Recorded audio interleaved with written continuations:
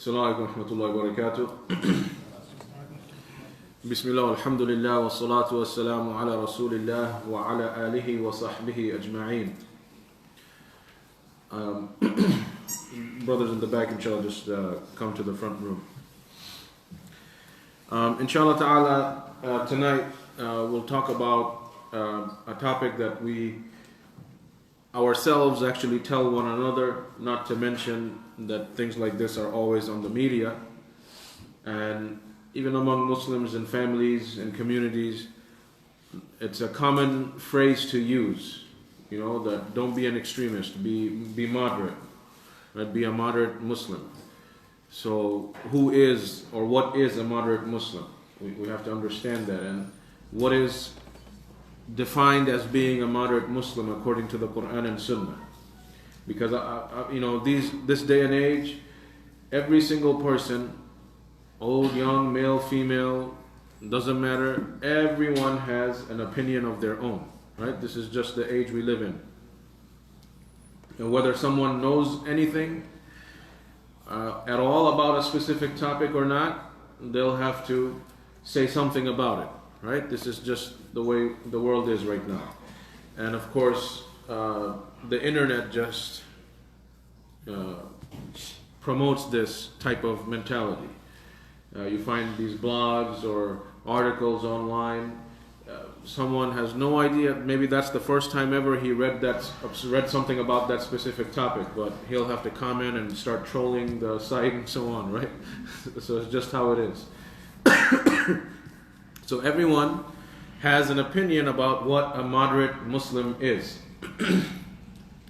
And Allah subhanahu wa ta'ala tells us in the Quran that وَكَذَلِكَ جَعَلْنَاكُمْ أُمَّةً وَسَطًا, that we have made you ummatan wasat, a ummah that follows the middle path, a ummah that is just and balanced.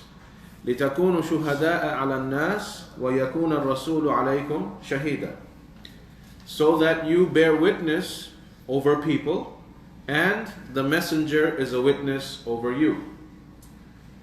So Allah subhanahu wa ta'ala tells us in the Quran that He has made us a just, balanced nation.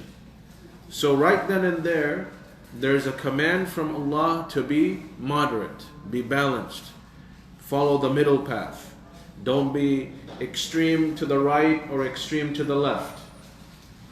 We have been commanded to follow the middle path, the straight path. And the middle path is the straight path.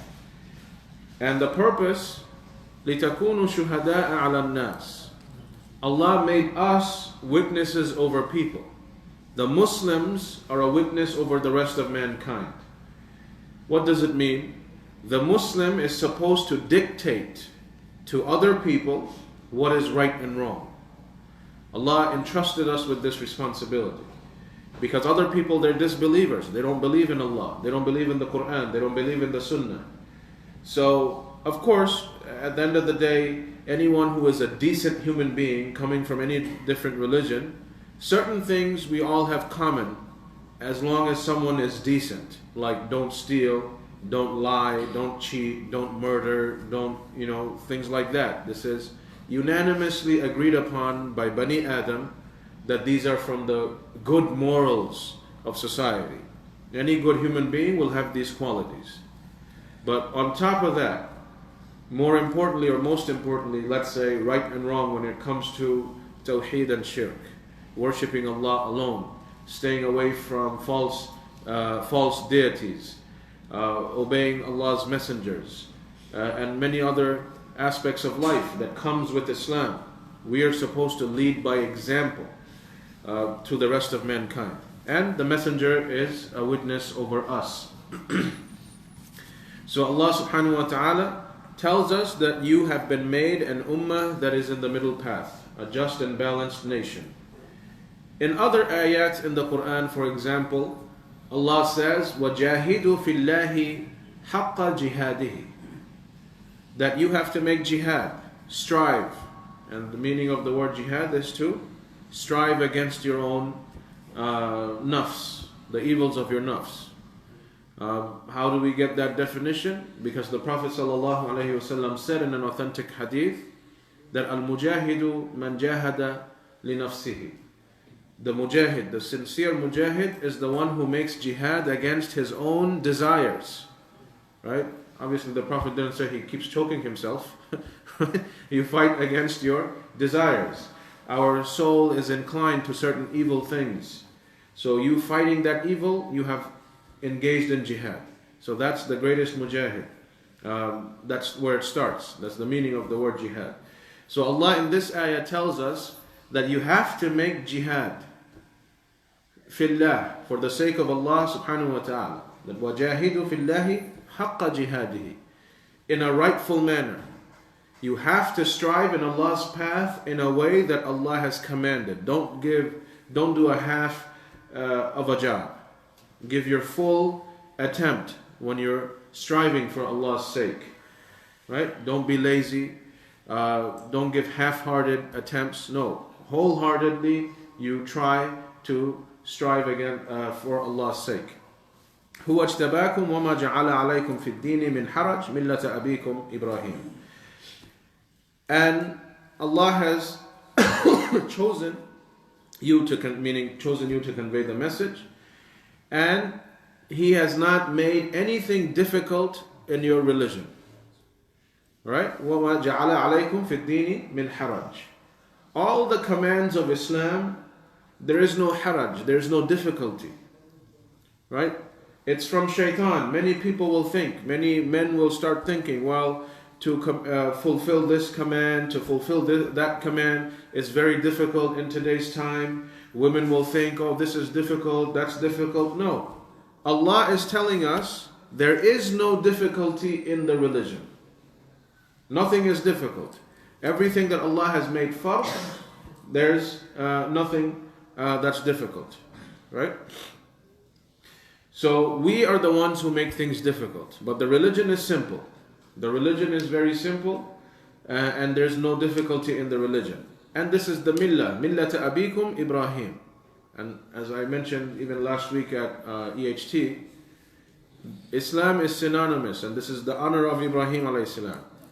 That another word for Islam is millah, the millah to Ibrahim. This is the millah, this is the religion of Ibrahim. Islam is the religion of Ibrahim alayhi salam. So in this religion, there is no difficulty. So we have these two verses. Allah is telling us that He has placed us in the middle path. He placed us in the middle path. We're supposed to be balanced. We're supposed to be just. And at the same time, make the proper kind of jihad. Struggle for the sake of Allah in the right way. And remember that there's no difficulty in the religion. Right? So then we come to the fact that we hear what we hear. Don't be extremists, be a moderate Muslim. Even the media, CNN, Fox News, everywhere. We need to find the moderate Muslims, right? The moderate Muslims need to speak up, this, that. So everyone has their own definition. To most people, and unfortunately even among Muslims, when they say be a moderate Muslim, it means give everything up. Trim your religion here, trim your religion there, right? Like many people will think that if a man prays Jum'ah only, yes, mashallah, he's a good Muslim. No, he's a terrible Muslim. He's missing his 5 salawat a day. He just shows up on Fridays, right? According to Allah, this is a bad Muslim. Or in the non-Muslim society, a moderate Muslim means a woman who doesn't wear hijab, man who doesn't care about salah, woman who doesn't care about salah. Oh, they're moderate Muslims. They drink a little and they party a little. Like this is what the non-Muslims think of moderate Muslims, right? But all of these are sinners, extreme sinners, according to Allah. So it is very important that we understand the meaning of a moderate Muslim, as Allah and His Messenger has explained.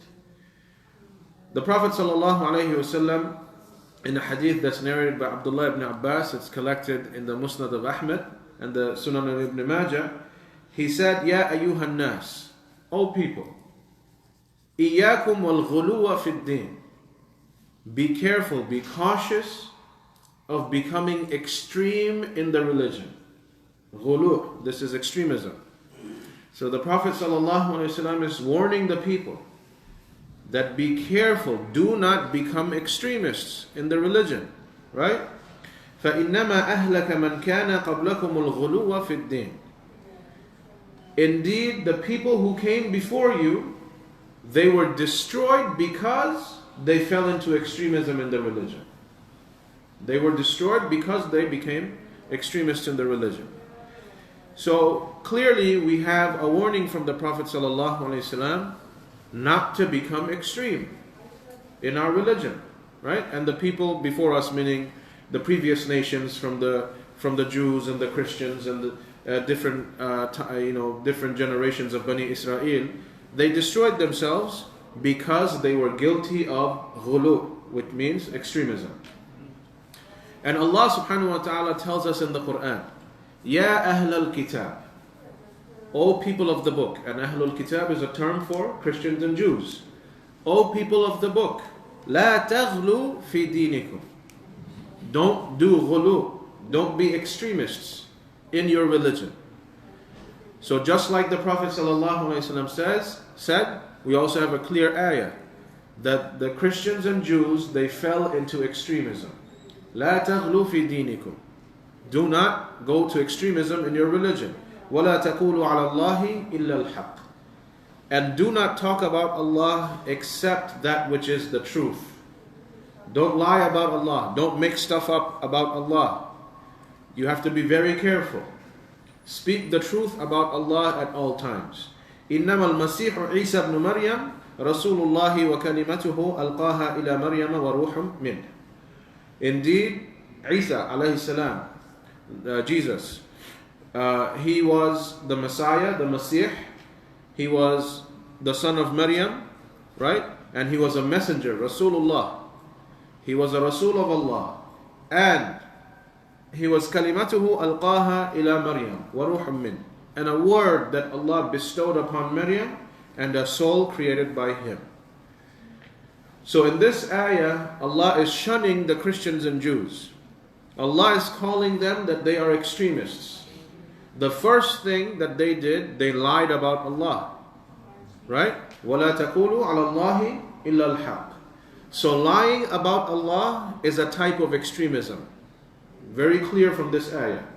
Because Allah is shunning the Christians and Jews. Do not be extremists in the religion. And the first thing He says, don't lie about Allah. So anyone who lies about Allah is an extremist. And many Muslims do that. They don't know halal and haram, or they don't know something, the meaning of something, or this or that. Yeah, Allah said this, such and such. Or no, this is haram, but Allah made something halal. So we have to be very careful. This is considered as lying about Allah without knowledge. Right? Speaking about Allah without knowledge, which turns out to be lies against Him. And then Allah tells us that إِنَّمَا الْمَسِيحُ عِيسَى بْنُ مَرْيَمْ رَسُولُ اللَّهِ. What's the difference between the Christians and Jews? The Jews, they don't even affirm Jesus, Isa alayhi salam. They don't even believe in Isa alayhi salam. The Jews. The Christians, they say that Isa is the son of Allah. So they went into two extreme ideas, right? So they're lying about Allah. One group is saying He's not a messenger, meaning Allah didn't send a messenger. Isa is not a messenger, alayhi salam. The other group is saying He is Allah's son. So they're accusing Allah of having children, right? So these are the sins of the Jews and Christians. One party completely denied Isa alayhi salam, and another party deified Isa alayhi salam, made him equal to Allah, him and his mother Maryam. But what does the Muslim, وَكَذَلِكَ جَعَلْنَاكُمْ أُمَّةً وَسَطًا, what does the Muslim who follows the middle path do? We believe Isa alayhi salam was a Rasul of Allah, and we know that Allah doesn't have children. That is the middle ground. Not the extreme of Jews who denied, not the extreme of Christians who made Isa alayhi salam equal to Allah. Right? So the Muslim always follows the middle path. That is moderation. So from this ayah, we clearly understand that being a good Muslim, a moderate Muslim, means, number one, protecting your aqidah, which is your belief. That you believe the right things about Allah. You say the right things about Allah. Right? You speak about Allah with knowledge.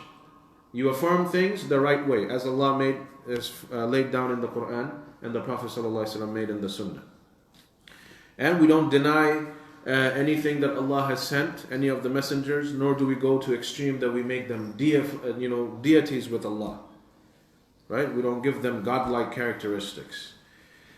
So that, in another hadith, collected in Sahih al-Bukhari, Anas radiallahu anhu, Anas ibn Malik, who was the servant of Rasulullah sallallahu alaihi wasallam for a good 10 years.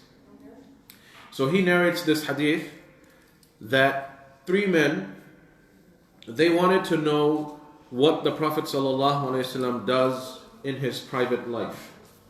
Public life, of course, he's here, we see him, he's outside, we see him being the general of an army, he's giving lectures, he's explaining, answering people's questions, he's doing all these things, right? But what does he do privately? How is he in his house? So these 3 men went to the wives of the Prophet ﷺ to ask. Because who will know what a man does in his house except for his wife? Right? Hopefully. Right? Hopefully your wife knows what you do or how you are, and vice versa, right? Otherwise there's a problem. So they went and asked the wives of Rasulullah sallallahu alaihi wasallam, how is he? And they asked every single wife to find out what he does in every house and how he is. So of course they found out. They saw what's going on. They saw that the Prophet's private life, public life is the same. He's calling people to Allah in public, and in private he is leading by example, in private and public. Right? He's the best worshipper.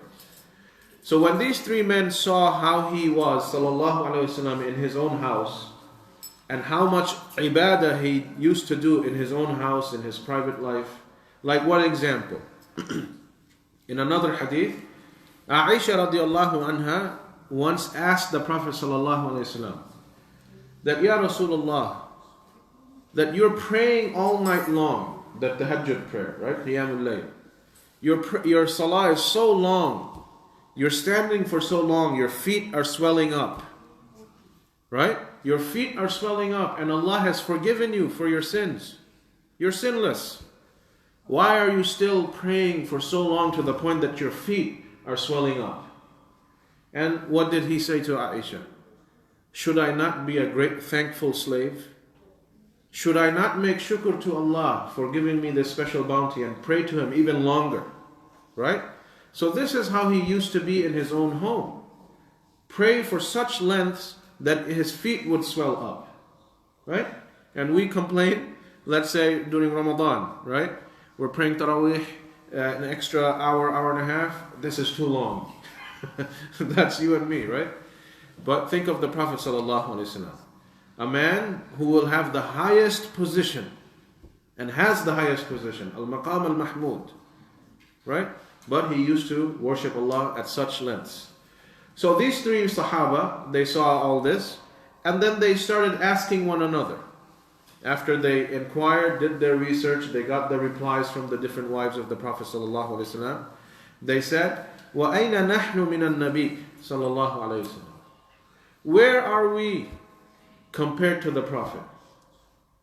What are we doing? Nothing. Literally nothing compared to what he does in his own home. قَدْ غُفِرَ لَهُ مَا تَقَدَّمَ مِنْ ذَنْبِهِ وَمَا تَأَخَّرَ. And he's a person whose sins, past, present, all sins have been forgiven by Allah. He's sinless. Right? He's ma'soom. He doesn't have sins. So a man who has no sins in the sight of Allah, look at the way he worships Allah. So us, they're talking to them. We're nothing. We're nowhere near the Prophet ﷺ. And then they started talking to each other. Amma ana, so the first man, he said, as for me, from this day onwards, فَإِنِّي أُصَلِّي اللَّيْلَ أَبَدًا. I'm going to pray all night long, every single night. That's the first man. He made this decision. I'm going to pray all night long, meaning the tahajjud prayer. The entire night I'll be in Qiyamul Layl. Every single night. I'm not going to give it up. And the second person said, أَنَا أَصُومُ الدَّهْرَ وَلَا أُفْطِرُ. The second one said, I'm going to fast every single day. I'm not going to break my siyam. Every single day of the year, I'll be fasting.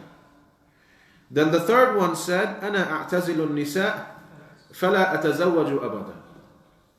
The third one said, I'm going to stay away from women. I will never get married. Because once you get married, of course, you have some responsibilities. You have to give time to your family. So they're going to be a distraction. I'm just going to dedicate my life to Allah. Very nice ideas. Nothing wrong. The first guy said, I'm going to pray all night. The second Sahaba said, I'm going to fast every single day. The third one said, I'm not even going to get married, have children, nothing.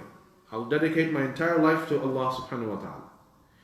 So the next day, the Prophet ﷺ heard about what these three companions were saying. Because the news already reached them, because they became the talk of the town. Right? So, subhanAllah, these three made such promises, such oaths, they're going to do this. So the news reached the Prophet ﷺ, and then he stood up. He called everybody. And he said that أَمَا وَاللَّهِ إِنِّي لَأَخْشَاكُمْ لِلَّهِ وَأَتْقَاكُمْ لَهُ. He told everyone that I swear by Allah, I have the most fear of Allah. I have the most taqwa of Allah. He's reminding the people, there's no way you can be of my level. I have more taqwa than all of you. I have more khashya, fear, than all of you. Right? وَلَكِنِّي أَصُومُ وَأُفْطِرُ. But I fast some days and I break my fast some days. وَأُصَلِّي وَأَرْقُدْ. I pray some parts of the night and I sleep some parts of the night. Right? وَأَتَزَوَّجُ النِّسَاء. And I marry women, I have wives. And فَمَنْ رَغِبَ عَنْ سُنَّتِي فَلَيْسَ مِنِّي. So whoever turns away from my sunnah is not from me. So these three men, they said very nice things, but the Prophet ﷺ shunned them. This is extremism in the religion.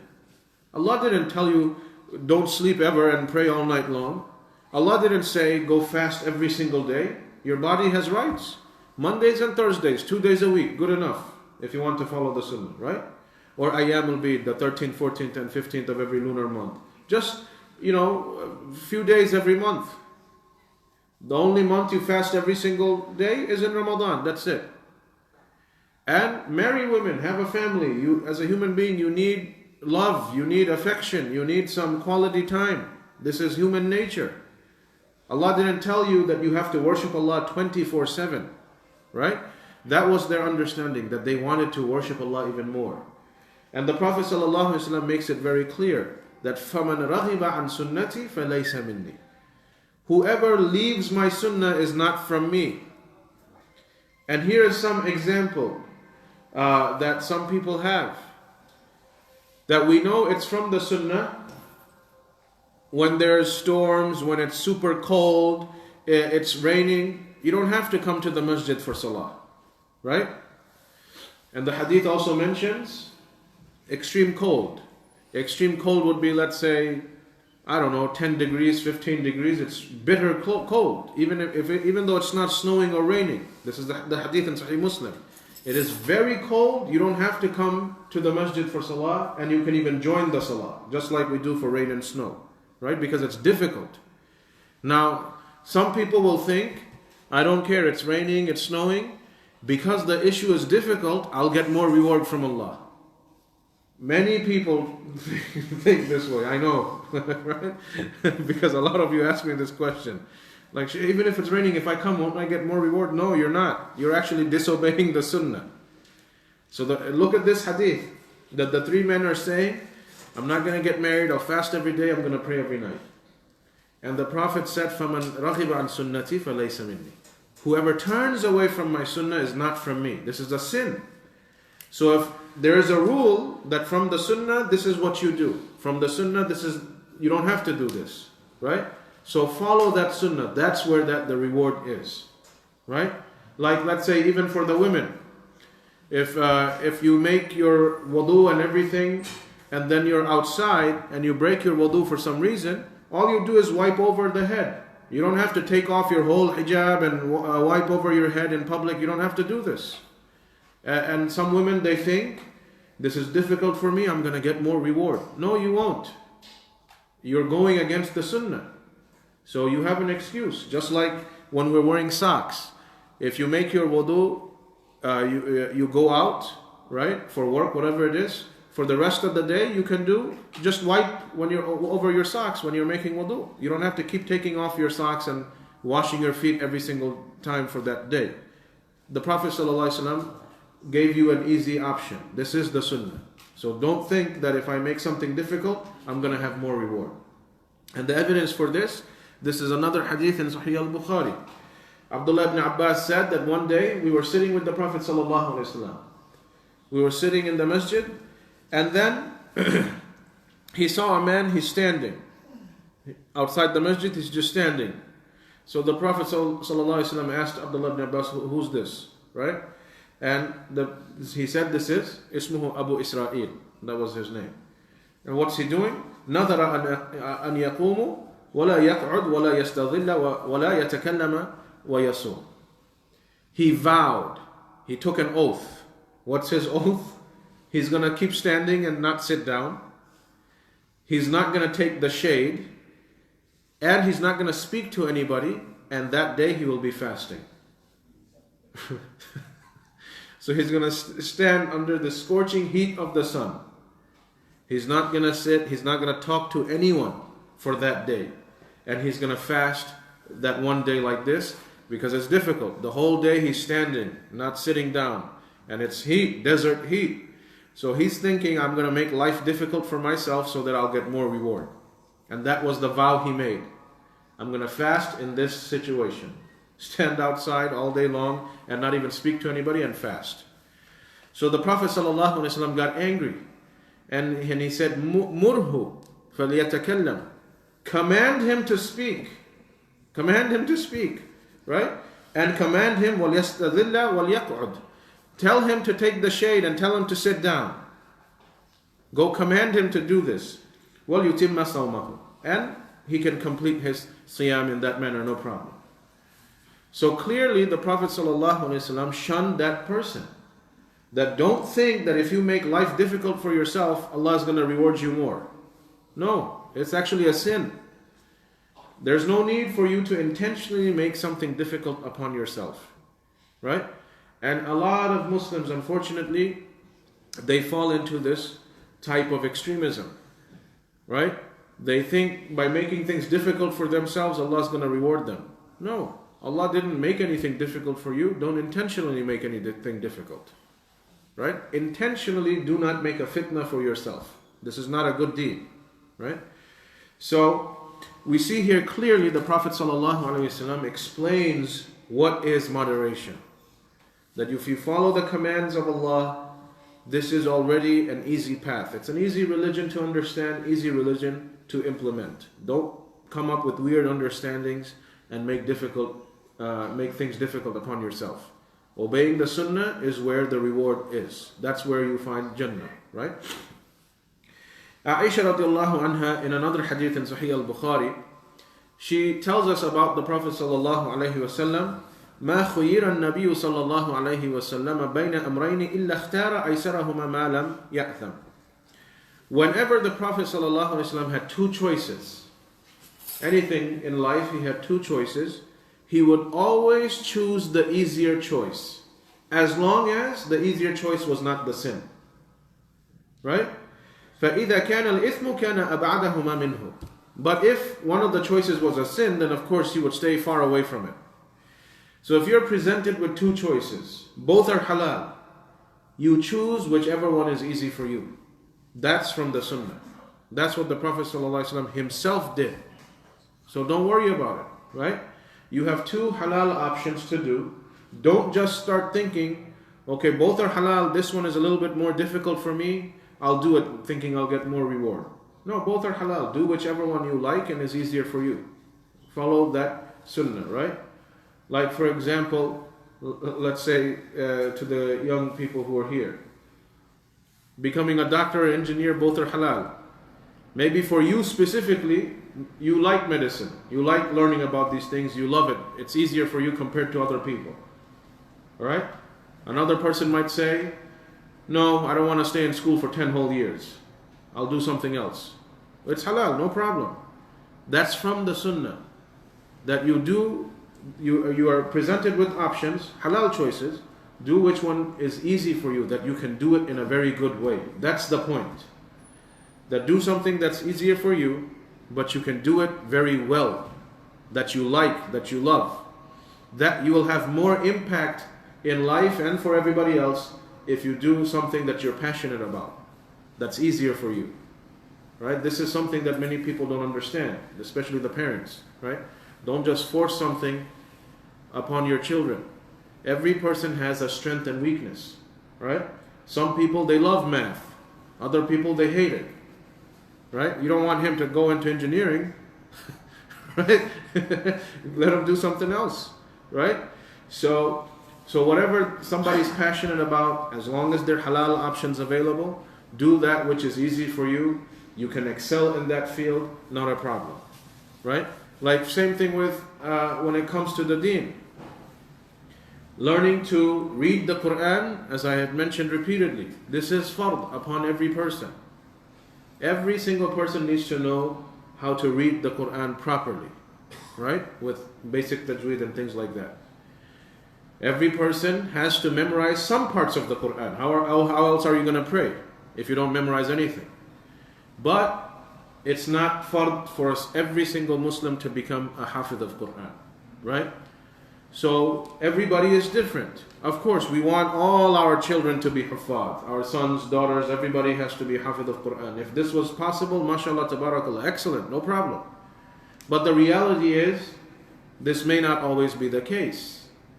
However, you have no option. Like when you talk to your children, you have no option. At least you have to know how to read from Fatiha to Nas properly. You have no choice in that. Maybe as you're doing this, Allah will put the love, and you may want to from your own memorize the Quran, but you have to start there. Right? You have to start there. So everybody is different. They have to learn that this is something from the religion. They have to love it. So many schools throughout the world, right? What are they doing with the children? Beating them up, right? Memorizing Quran. I don't know if Mujahid went to that type of school too, right? Right? They're getting smacked every single day. Maybe they become a hafiz, but they hate the religion. That's not a way from the sunnah to teach, right? They have to love kalamullah. They have to do it out of the love of Allah and the fear of Allah. Not because they're being beaten, smacked around, this, that. They don't value the Quran. They start hating it. And so many kids I have seen, even if they memorized, but they hate the Quran. They don't even pray, but he's a hafiz. He didn't, because he doesn't enjoy it. The way he was taught, he just started hating the Quran. That's the wrong way, right? So everything has a nice balanced approach. And the kids need to understand this, that it's fard for you. You have to know how to read the entire Quran properly. It's fard for you to understand the Quran so you can live by the commands of the Quran. If you don't understand it, what are you going to do? Right? Like look at so many men, so many women, they're confused. Like a woman may say, maybe she's praying 5 times a day, she's doing all this stuff. And she's even reading the surahs. But then she says, there's no hijab. Aren't you reading those ayat? But there's no understanding. They're reading like parrots without understanding. That's wrong. It is fard for us to understand the Quran. Right? Look what the Sahaba did. As Abdullah ibn Mas'ud radiallahu anhu said, we never went beyond 10 ayat at a time. We would memorize 10 ayat, understand the meaning, and know how to live by it. Then we go to 10 more, then 10 more, then 10 more, and then ultimately we finish the whole Quran. So the best of the Muslims, they used a balanced approach. Right? 10 ayat at a time, memorize it, understand the meaning, and know what it is, and then you, inshallah, tabarakallah, over 5-6 years, you'll finish the whole Quran like that. No problem. Right? Even if someone starts when they're 10 years old, who cares if he's 20 by the time he fully memorized the Quran with understanding? No problem. He's still only 20 years old. Right? It's not like you're catching a train. But you have to do it in a balanced approach, in a nice way, in a proper way. Right? So, the Prophet ﷺ, he himself, whenever there were two halal choices, he would always take what is easier. And then also, a lot of people misunderstand this hadith. This is also in Bukhari. The Prophet ﷺ said that inna dina yusrun walan yushadda dina ahadun illa ghalaba. The religion, indeed, the religion is easy.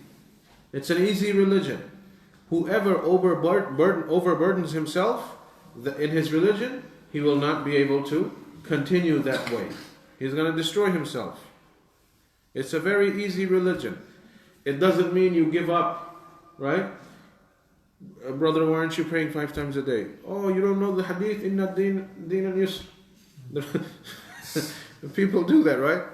Right? No, the religion is very easy. Religion is very easy doesn't mean you give up the religion. Practicing the religion is actually easy. Not giving up, you're just putting trouble on yourself, right? So, and don't overburden yourself. فَسَدِّدُوا وَقَارِبُوا وَأَبْشِرُوا وَاسْتَعِينُوا بِالْغَدْوَةِ وَالرَّوْحَةِ وَشَيْءٍ مِنَ الدُّلْجَةِ. So here the Prophet ﷺ very nicely explained that, so don't be extreme. The religion is easy, don't overburden yourself, don't fall into extreme. Receive the glad tidings of your rewards, and worship Allah. Some portions of the night, some portions of the morning, some portions of the afternoon. Spread things out. Like if you pray Qiyamul Layl one night, I don't know, for 3 hours, and then you're missing an action for the next 6 months. This is not good. But then you have your neighbor who might pray for 10 minutes extra Qiyamul Layl, but he does this every single night. That is more beloved to Allah. Right? What you can do, you know your weakness, you know your limitations, you know your strengths, you have work, you have life, you have family. How much can you do on a regular basis? These extra deeds. Fard, of course, none of us have any choice. We have to do what's fard. But the extra deeds, how much of it can we do? Right? Like let's say these lectures. There's a lecture on Wednesday, there's a lecture on Saturday. If I gave lectures every single night, would all of you come? No. It's impossible. Right? So twice a week, good enough. Out of 7 days, 2 weeks you come for lectures, for durus. And alhamdulillah, there's always 50, 60 people at least. Because it's a small dose, but regular. And you're learning. This is the way it's supposed to be. Right?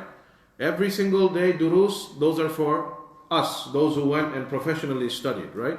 We have to study every single day. We have to sit in class and lectures every single day. That's different. You chose that life, right? But for the rest of everybody, rest of the people, they learn something, 1 or 2 ayat a day, a hadith reminder every now and then. Then you can retain the information, right? And you take it easy. So, take it easy in the sense that you spread out your ibadah. A little bit. I mean, what's the problem if you're praying, let's say your witr prayer. If you pray right before you go to sleep, even if it's just a rak'ah or 3 rak'at, whatever may be the case, right? You are able to do this on a regular basis, no problem. Right? No problem, you keep ahead and do it. Rather than, let's say, you pray 11 rak'at, very long, you pray for 2-3 hours, and you disappear for the next 6 months. That's not good. Right? So pray 1, 3, 5, 7, 9, 11, whatever you can, whatever night. If tonight you're feeling energy, pray 11. Tomorrow night you're feeling a little tired, pray 5. After that you're praying even more tired, pray 3, no problem. You see, but do something. That's the point. Do something of these extra deeds. And you have to remember The shaitan always comes to us in different ways. He knows our weaknesses better than we know it ourselves. So you have to, in order to succeed in life, you have to grab onto one of these extra deeds. Just sticking to the fard, if you are able to do it properly, that's great. Let's say you pray 5 times a day, and you don't pray a single extra sunnah prayer throughout the day. This is how you live your whole life. No problem. If you can stick to that on a timely manner, and you never lie, never cheat, never do this, never do it, you avoid all the haram things and you do just what is fard, you will get the best place in Jannah, no problem. But how many people can do that? All of us, we fall into haram here and there.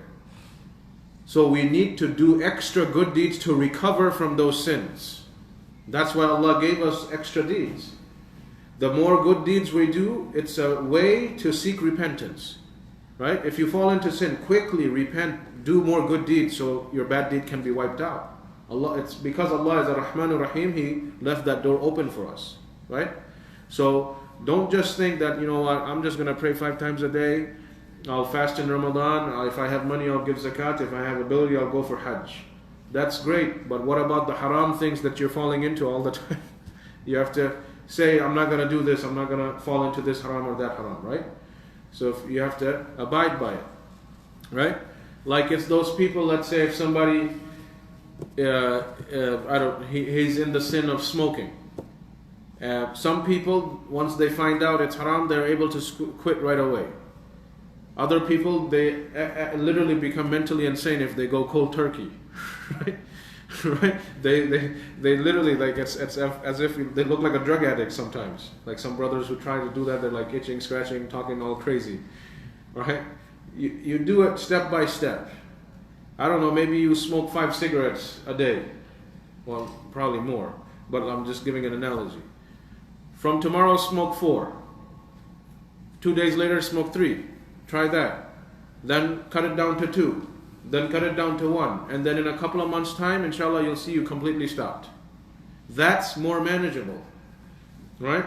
You usually find people, they say, I quit smoking at least 100 times. Right? Because they make these 100 attempts. Or any type of sin. This is just one example.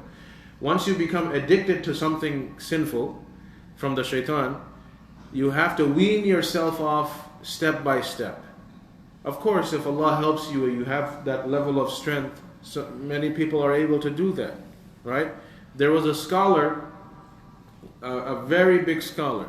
Maybe we can talk about him sometime. Like last week, I talked about one scholar, Malik ibn Dinar, rahimahullah. He was an alcoholic, drunk, roaming the streets, drunk. That was his life. Then one day, you know, he himself grabbed his own beard and he realized that, oh Allah, I mean, how he was like pulling his own beard and making dua. How can I be forgiven? What's wrong with me? This, that. Then he became one of the biggest scholars, one of the most famous scholars of Islam. So some people can do it, overnight change, with Allah's help. Without Allah's help, nothing is possible. So yes, in history, do we have people who've been able to quit things overnight? Definitely, right? Absolutely, right? It's a true story. I'm not going to mention the Sheikh's name because it's private information. He's a very famous scholar. He was traveling. He's an Arab scholar, so he was traveling for one program. He had to go teach in some university.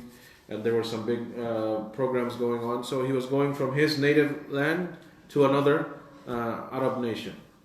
So he was flying, and the people who, he's sitting on the plane, and the stewardess came, and this and that.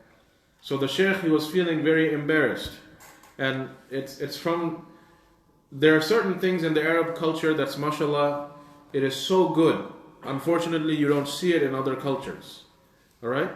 So what she did, she saw that this is a bearded old man. She didn't know that he's a sheikh. Alright? But the word sheikh in Arabic is like, you out of respect, an elderly person. He has gray hair, everything, right? So she thought, you know what, let me when the food, she brought the food, let me open the things for him. He's an old man. It's okay, So he was feeling embarrassed because, stewardesses don't dress properly, right? So he was just telling her, it's okay, it's okay. And she said, no, you're an elderly man, let me... So he was surprised. You have this adab, why are you in this type of job? Right? So she was explaining this, that. So then he said, where are you going? You're going to land in that same destination. How much of Islam do you know? So she's like, basic things. Okay, I have to pray, whatever it is, but nothing more beyond that, right? So then he said, why don't you, there's some programs there at this masjid, there's going to be a huge conference and this and that. If you have time, come show up. So she did. He didn't know. So he gave the whole talk. It was something about the akhirah, something like that. And then she sent a note during Q&A. She mentioned, I'm so-and-so from the plane. I showed up. And after listening to this lecture, I have decided I'm going to quit my job tomorrow. So subhanAllah, the Sheikh was so pleased. He actually got her married to his son. And she became one of his most studious students. She memorized the Quran, memorized hadith, this, that, like one of his best students. Right? So, this is like from in the 90s. This story is from the 90s. But the thing is, you don't know who's going to be affected by what. But the point is, at least, come, do something. Even if you're doing something in small doses, you don't know when something will strike you, and Allah will help you. But if you're completely avoiding, completely out of the way, then what's going to happen to you, right? So this is why, the Prophet ﷺ advised, do things in moderation, even if it's in small quantities, but do it regularly. That's the person who is more beloved to Allah subhanahu wa ta'ala than the one who does a lot today and then disappears for months at a time. That's not good, right? So same thing, going back to that example.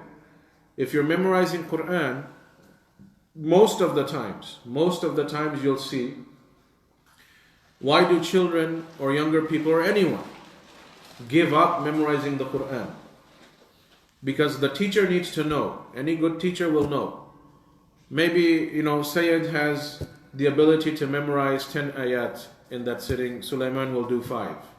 Now, if I'm forcing him, no, you know what? He's a few years younger than you. He's doing 10. Why can't you do 10? That's not the right approach. Everybody has their ability. So if he sticks with 5, because that's his limit, he'll actually love it. He'll feel good. 5. In 2 days, he memorized 10. Which most likely might be a page, So he'll feel good. Wow, in 2-3 days I just memorized a page. Who cares if the other kid memorized 3 pages in 3 days? Doesn't matter.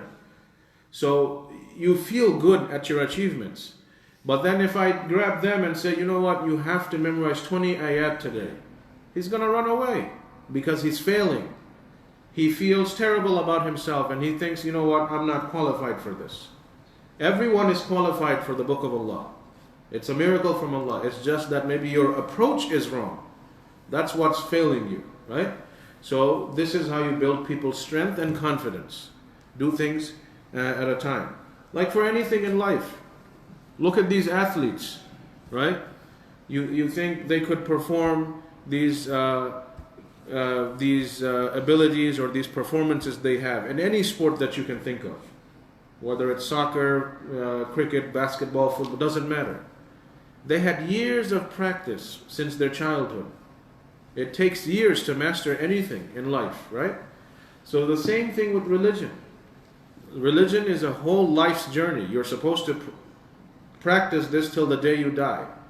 So if you don't balance your life out, spread out, set yourself manageable goals, then you have nothing, you're not going to achieve much, right? And then you're going to be discouraged. So we see clearly that moderation doesn't mean, according to the Quran and Sunnah, moderation doesn't mean you give up obligations of the religion. No, you fulfill your obligations. When it comes to extra deeds, you follow them in a balanced manner. Do things regularly in short amounts, right? And the obligations, you have to fulfill them. You don't lie about Allah. You don't speak about Allah without knowledge. You don't fall into extreme in any type of thing. Like look at what's it called? Some people like Dawa. Dawa is a good thing. You calling people to Islam. But when you do Dawa, you need knowledge. You need to know what you're talking about. You can't make stuff up. You can't just run away, forget life, forget this, forget food, forget feeding your family, this, that, right? Which some people do, right? It's okay, go out for 40 days, Allah will take care of your family. Where did you get this from? So they just think of one concept and they go to extreme with it. No, do it in a balanced manner, right? It's not your job. You're not the Imam of a masjid. You're not a designated sheikh or a teacher at a university. You're just a regular person. Your job is to learn, teach some things to your family. If your friends ask you stuff that you learn, share it with them. That's it. That's all you have to do, right? You don't have to abandon your life and go somewhere for certain amounts of days and that's it, and leave it to Allah to supply everything else. This is not from the deen. You took one concept, which is Dawa, a very important field of Islam, but you went to an extreme understanding.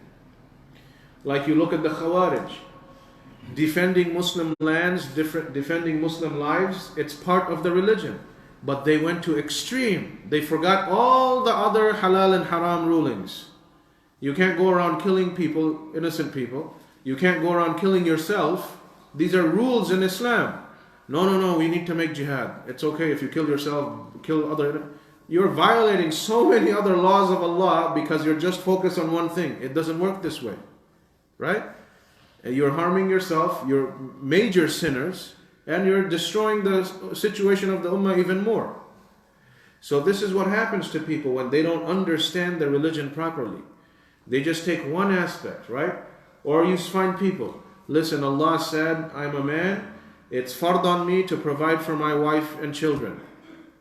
That's why I'm doing this haram job. I have to feed my wife and kids. No, you're going to extreme in understanding. Yes, Allah told you to provide for your family, but you can't violate His laws trying to fulfill one command. That's extremism. So be moderate, understand the religion properly, be moderate, follow the middle path, right? And before concluding, like let's say a worldly example. There's 3 people and they're dealing with a sinner in the community. Let's say we have, I don't know, somebody who sells drugs, right? In the community. So 3 brothers approach this person. He's a druggie. How do we deal with him? One guy says, "A'udhu billah, you're a druggie. That's it. I never want to see your face." Right? So completely boycotts him right then and there. The second person says, "It's okay. He's still my friend. I've known him for 10, 15 years. I can't let him go because he just sells drugs in the street." He acts like as if nothing is wrong. The third one says, "Anytime I come in contact with you, I know you're still my Muslim brother." He keeps reminding him. He tries to pull him out from the streets. He tries to warn him about Allah, that fear death, come for a halal job, give this up, right? Come to lectures, come, let me help you. If it works, it works. If it doesn't work, then he says, okay, I tried enough. The first 2 are extremists. The third one is following the middle path. That if you see a sinner and you right away shun him and you don't explain it, how is he ever going to change? And second, you can't behave like as if nothing is wrong. He's still buddies, we're best friends, as if nothing is wrong. No, there is something severely wrong here, right? So you have to use the balanced approach. That I want to help you, we can still communicate, but I'm going to remind you of the truth. Let me help you, all right? What do you need? You need money. Let's suppose you have someone, maybe the drug dealer is not a good example for this, but let's say someone's working in the casino and he's looking for a halal job. You have some money, right? You can tell him, you know what, let me loan you this money, go make a halal business, and then you return the money to me, since you're sincere. Leave this job, I'm helping you get a halal job and you pay me back, no problem. You have done your job as a Muslim, right? But if someone says, hey man, you work in a casino, shame on you, I'm never going to talk to you. No, explain to him. You don't know his situation, right? Maybe this is the only way he can get medical insurance. This is the only way I don't know, whatever. Different people have different problems, right? Find something out. Now, if he's doing this purely because he just loves the haram environment, that's a different situation, right? Then we can make a judgment, you know what, I think we can't be friends anymore. You've really gone a different path. I can't handle you. But you have to at least find that out first. So that is the balanced approach of Islam, even when dealing with sinners. Even when dealing with sinners, right? So with this, hopefully we understand that who is a real moderate Muslim when it comes to ibadah, a moderate Muslim in terms of life, and a moderate Muslim in terms of anything. Like even eating and drinking. What did the Prophet ﷺ say? Eat and drink in moderation. So everything in life, just as the ayah says, وَكَذَلِكَ جَعَلْنَاكُمْ أُمَّةً وَسَطًا. Everything that we do in life as a Muslim, it has to be in a balanced manner, right?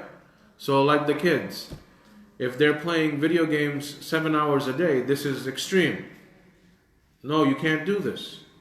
You want to play for half an hour a day, just to take a break, good games, no problem, right?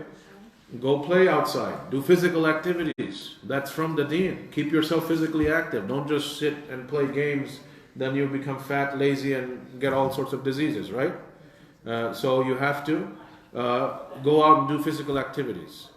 So everything has to be in moderation. So you have to teach your kids from an early age that as you're a Muslim, everything has to have balance. Don't play games for 10 hours a day. This is not normal. Have moderation. So everything, especially in terms of religion and dunya terms, everything has to be done in moderation. All right, so any questions? And sisters, you can pass your questions down. Yes, brother. Yeah, my wife asking for two questions. Yeah. One is, what is the difference? There is any difference between men and women? Salah. Yeah. And second question is, when they goes to like the sujood, Yeah. their hand will be like straight in the ground. Not the ground. Yeah. It will be like same like. Yeah. So those, yeah. So if you were you here a couple of weeks ago when we did the whole salah? It's still on the Facebook, so maybe inshallah show it to your wife too, inshallah, not a problem. But the salah of a man and woman is exactly the same. When Jibreel alayhi salam came with the command or showed the salah, the Prophet sallallahu alaihi wasallam, when he said that sallu kama ra'aytumuni usalli, pray the way you see me praying, then he showed to the sahaba. He showed to the males and females only once, right? So he showed to everyone the same way. He didn't make a distinction that women you pray this way or men you pray that way, right? So men, women, everybody prays the exact same way. And the sujood, the Prophet ﷺ said that don't make sajda like a dog, that your elbows and everything are on the ground, because that's, if you notice, that's how a dog sits, with his front legs all the way on the ground like this. Rather, it's supposed to be raised up. Your elbows raised. This is for both men and women, right? And there's a gap between your thighs and your elbows. And as we had mentioned, when the Prophet ﷺ made the sujood, there was a space between his elbow and thighs to the point that a lamb could pass underneath. And we had mentioned that unfortunately in many of our cultures, they teach that the woman has to be like really close together, right? The elbow and thighs and this and that. There's absolutely no dalil for this, right? So this is actually wrong. So the women make sujood the exact same way men are supposed to. Yeah, go ahead. With the extreme with the making masa over the socks. Yeah. Do you have can you explain why some of the people from the madhab say you can't make masa over anything except if it's a leather sock? Yeah, no, that's just speculation and opinions, right? Wiping over the socks. There's so many opinions. Somebody will say it has to only be a leather sock. Someone will say it has to be a thick sock. Someone will say this, that. None of that, there's no hadith for that, right? Even, let's say, if you're wearing sandals in summertime, you can even wipe over your sandals. The Prophet ﷺ wiped over his sandals. You can wipe over your shoes. This is completely fine. These are hadith in Bukhari, right? So the type of sock doesn't matter. The point that you are wiping over the sock, that's the sunnah. And something that I want to mention to the brothers. Abu Hanifa rahimahullah, he said the issue of wiping over your socks is a matter of aqeedah. There's a reason why he said this. It's not a fiqhi issue. That's how strict Imam Abu Hanifa rahimahullah was regarding certain issues. So he himself, he commanded people, yes, this is from the sunnah, wipe over your socks, don't make so much trouble with it. Why did he say it's an issue of aqeedah? Again, remember, Imam Abu Hanifa rahimahullah, he was in Iraq, surrounded by Shias. The Shias deny this aspect of the religion. They don't believe in wiping over the socks. So Abu Hanifa rahimahullah, he said this is one of the distinctions between Sunnis and Shia. This is why it's a matter of aqeedah. Right? A lot of the people who say that they come from Hanafi backgrounds, they don't know this. Right? They don't know it. They don't know Imam Abu Hanifa's own statement. That he actually considered this not a fiqhi issue, but an issue of aqeedah. Because the Shias, they won't wipe over the socks. Right? So this is something that we do. This is from the sunnah. The type of socks doesn't matter. Right? So follow this. But you have to know that for a resident, you can do that for a day. If you're a traveler, meaning the 5 salawat, if you're a traveler, you can do this for up to 3 days. Right? Yeah. When you wipe it off, do you do it one time or 3 times? Once. You just wipe over once. Yeah, Abdullah. When is it permissible to do to wipe over the sock? Is it you can do it anytime? Yeah, anytime. Let's say you pray Fajr, you're going to go to school, right? For the rest of the day, you don't have to take off your shoes or anything, especially going to university, maybe in the bathrooms of your university. It's very difficult for you don't have to do it. Just make your wudu, wipe over your shoes, and then you pray. Right? So for that whole day, that's fine. Completely fine. I mean, it's not better to take the socks off and while you're making wudu. No, this is from the sunnah that it's allowed. Yeah, so if you find difficulty in taking off the shoes and socks, you don't have to do it. You don't have to do it. Talk about during the age of Rasulullah, Yeah. no water, no tabs, No, that doesn't matter because. But everything is easy these days. For example, let us say during Ramadan, somebody traveling long distance, let us say more than 84 kilometers. Okay, there are Qila Deen still not fast. But these days, since everything is technology and fast and easy, why people cannot continue? No, but you have to see. Progressive with it also and the states fasting and not necessary to be rigid to apply Sharia and deal with this situation. No, but the thing is, see, that's the issue here. The rules of Islam apply to all times. That's true. Yeah. All time and all places. All places. Yeah. But at the same time, it became very easy. Why you have to stick with these things? Then you're abandoning a sunnah. So then, what's the point? That so many things can't be applied. Shouldn't be applied then. I mean, everything in religious. That's true. Yeah. Come from. Yeah. So everything's that's it. Let's stop there. No, maybe our common sense or our understanding is not enough to produce it from the religion yet. If you have time and access to... Yeah, no, let's say you made wudu, you went to work, now you're in the masjid for Salat al-Dhuhr, you want to break, you broke your wudu, you want to renew your wudu. You're sitting in the masjid. If you want to take off your socks and wash your feet too, no problem. If you want to keep them on and just wipe, no problem. Both are fine, that's what I'm saying. But let's say for the school students and things like that, it's difficult when you're in a public restroom, taking off your shoes, picking up your foot, it's very difficult. So there's wisdom behind the sunnah, right? Yeah, same thing, yeah. Still this is the house of Allah. Yeah. And during summertime, when the socks get too many gland sweats in the foot. Yeah. Get sweat and this. Yeah, when you're in the masjid, you have the option, no problem. You can. I prefer to take it out already. Yeah, no, that's different. You got sweaty feet, you want to wash yourself, feel more comfortable. That's completely fine. Better than from outside and you come back. Yeah. No, we cannot say it is better because the Prophet ﷺ didn't say it's better. The options are there, so we say both are fine, no problem. Okay, so that's we start and finish at that point. Yeah. Yeah. Assalamu alaikum. Is it okay to, because we're living in modern times with so much more knowledge and information, to use logic to interpret Islam? No, that's the whole point, that we don't go aql over naql, okay? Intellect doesn't go over dalil, right? Because if you look at it, this is a statement from Ali radiallahu anhu. If the deen was based on aql, since we're talking about wiping, Ali radiallahu anhu said, if the religion was based on your intellect, we would wipe the bottom of our shoes. That's where the filth is. But the deen is based on dalil, that's why we wipe over the socks, because this is what Allah and His Messenger said. Right? So many times, even though we may think something, but no, the dalil is what's there. Right? So this is why both options are there. It's not that one is better than the other. Both are from the sunnah, you do. It's, the intention. All right, you had another question? Yes. Yeah. I have two questions. Okay, go ahead. The question is, some places, if we don't have any masala or something like that, so we can pray salah with the shoes? Yeah. This is a hadith in Sahih al-Bukhari. The Prophet ﷺ prayed with shoes. Then another situation also in Bukhari, he started praying with the shoes, then he took it off. So the Sahaba were confused. But if the Imam prays with shoes, you also pray with your shoes. Let's say if we're praying in the park, let's say inshallah when summertime comes, let's keep it in mind. Let's go out for a community camping. You keep that in mind, inshallah. I would like to do that.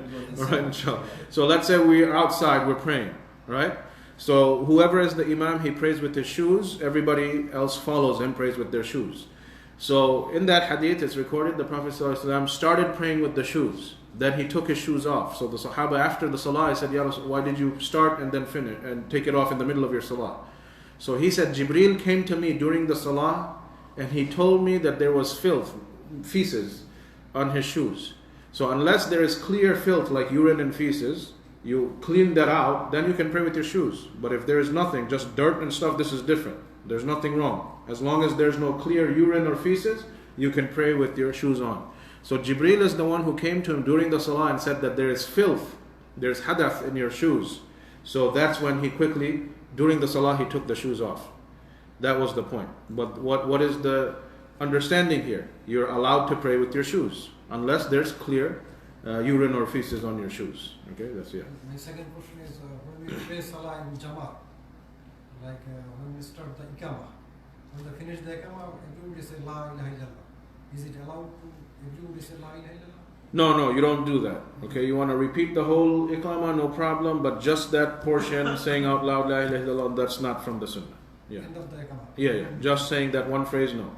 And I want to mention, I don't know if this masjid still does it or not. Okay, even in the masjid, they're praying with shoes.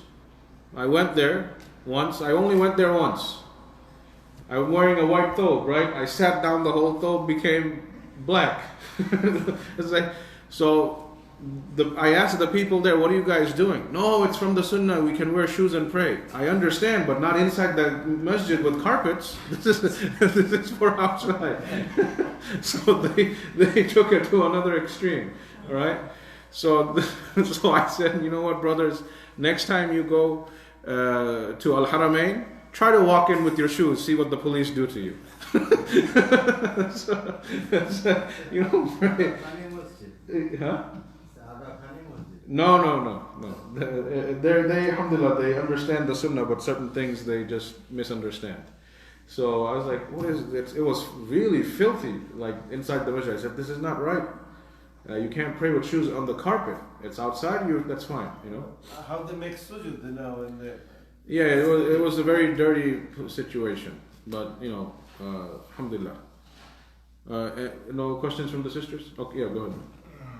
About 4, 5, 6 weeks ago, there was a half topic in Khutbah about that Rasulullah after he died, there is no goodness no more.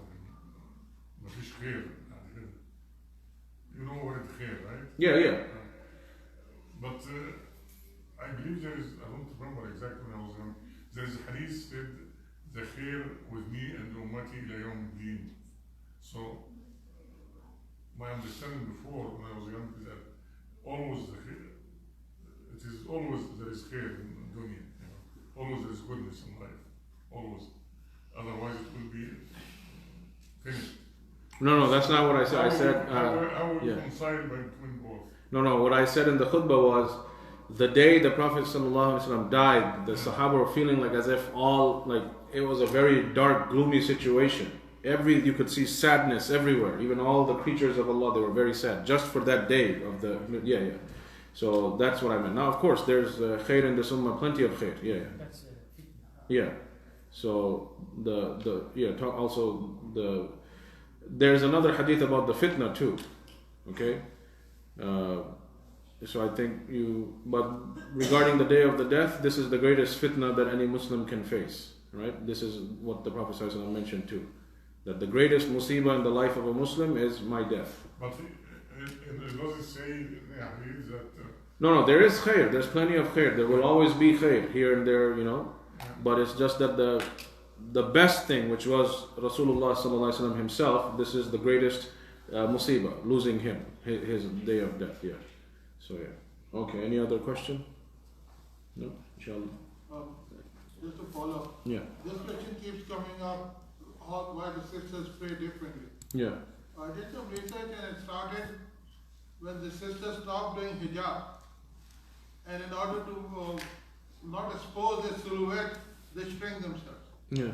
If they wear hijab, then there's no problem praying the same way as men pray. Yeah, but either way, women pray behind the men anyway, so it's not like anyone's going to look at them. Yeah. So, but that's one of the reasons, of course. So many things started happening when people just, start trimming this command and that command, and then wrong things just start creeping in. Yeah.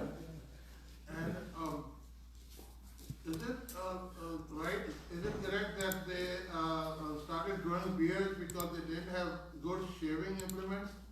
And now that we have good shaving implements, it's okay to shave? No. That's the command is a command. Yeah. That's what my logic says. Yeah. So no, that's just how it is.